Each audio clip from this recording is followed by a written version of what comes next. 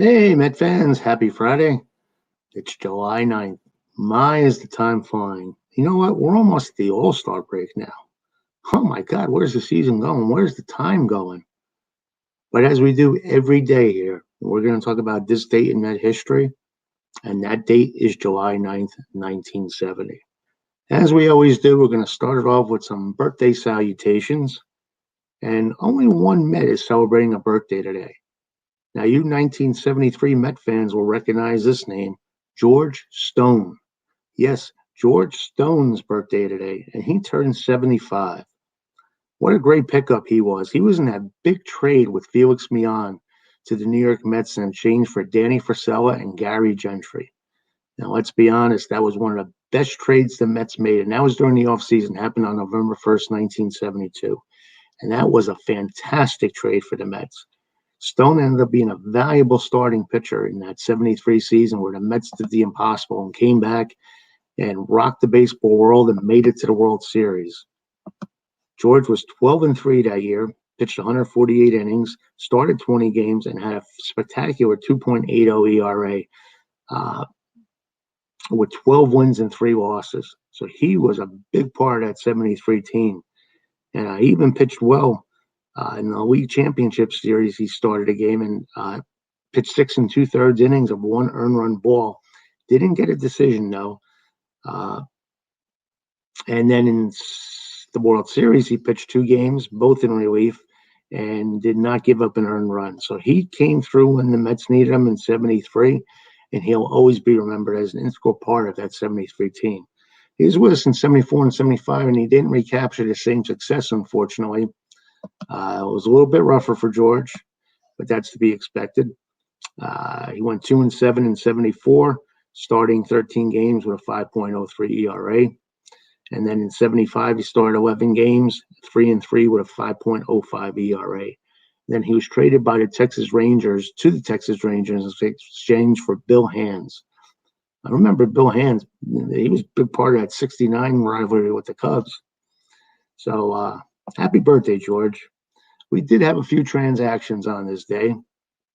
On this day in 1998, the Mets signed free agent Jared Riggin to a contract. And on this date, the Mets released Darrell Hamilton on July 9th.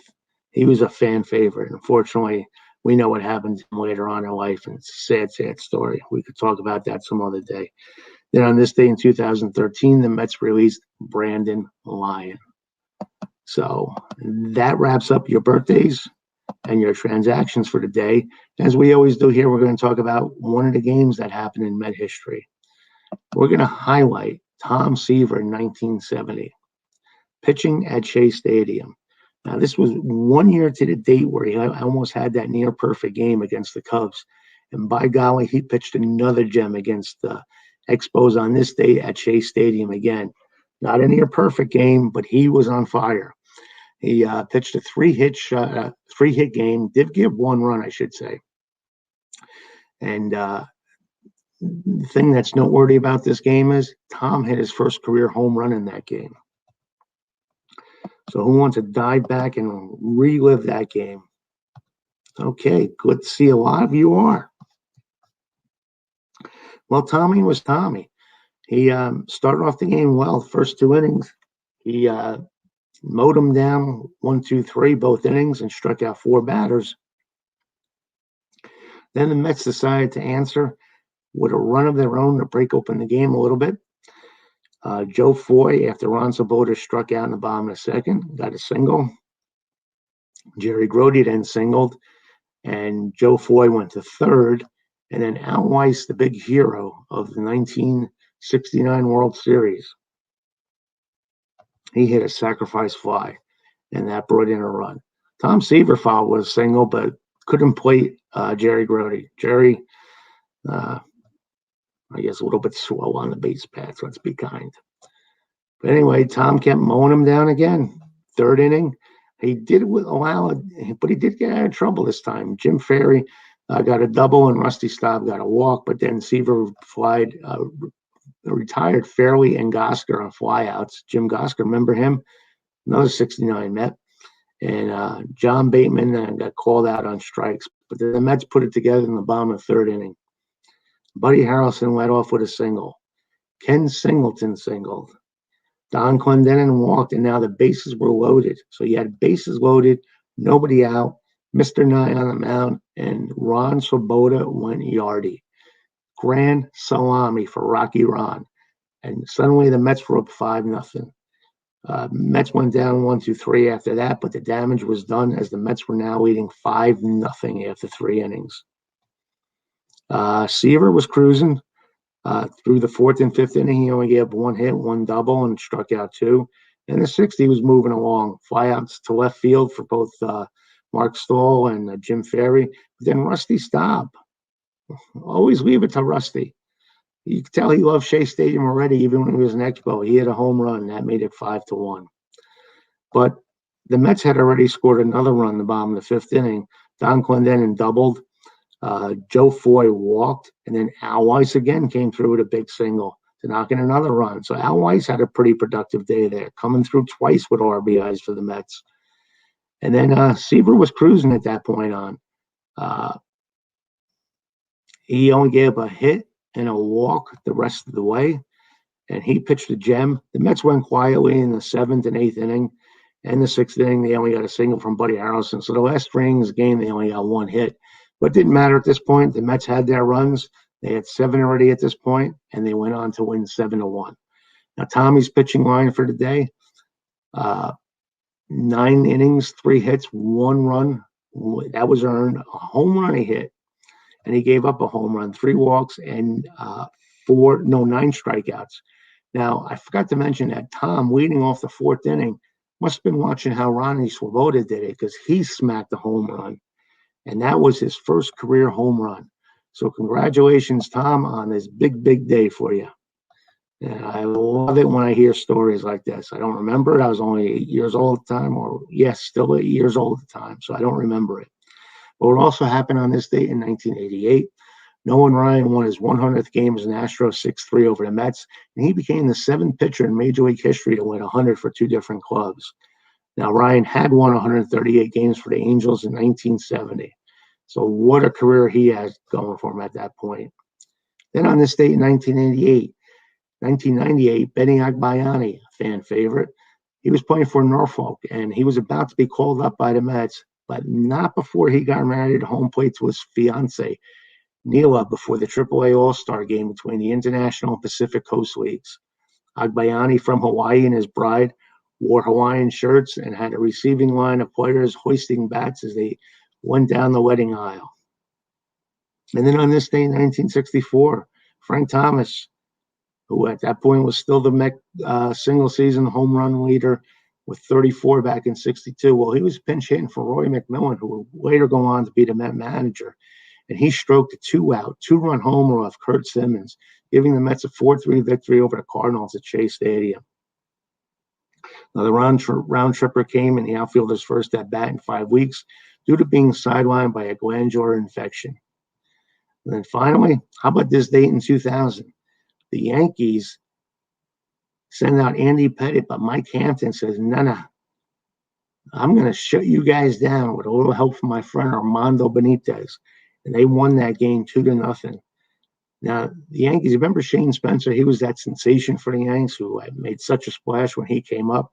Well, he blew out his knee and he ended the season for himself. And the game was heavily attended at Shea Stadium. Shea was rocking, 54,283. That was the largest regular season crowd for the Mets since 1970. Now, as we always like to do, we like to talk about what's going on in the group. Baseball, New York Mets baseball way of life. If you're not a member yet, we're on Facebook. We'd be glad to have you join. And if you just want to watch these YouTube casts, please just subscribe. We're up twice a day, once capturing what's going on currently with the Mets, and then we do this little nostalgia trip with another episode. And you can always reach me at PHILSTAN41@gmail.com. And a lot of you have, and you love it, and I love everything you're saying. So thanks again for all your support. Now, recently I asked, after attending a set game, a split doubleheader at Citi Field, which was Wednesday for me, I was wondering how you guys felt about split doubleheaders. Well, group member Harvey Porras, big contributor to the group, said 7-inning doubleheader should not be split. Fans pay for a 9-inning game. Steve Scanlon said, I'm probably in the minority on this one, but I can afford to see 14 innings a day. 18 is a bit tough. Marty Rose said they should be in 9 innings. Let the 7-inning games go for single admission doubleheaders only. And Kilray Van Lair Beaumont says, Harvey Porras, no. Well, I agree with Marty and Harvey on this. If you're going to do a split doubleheader and people are going to pay 2 different admissions, they deserve at least 9 innings of baseball.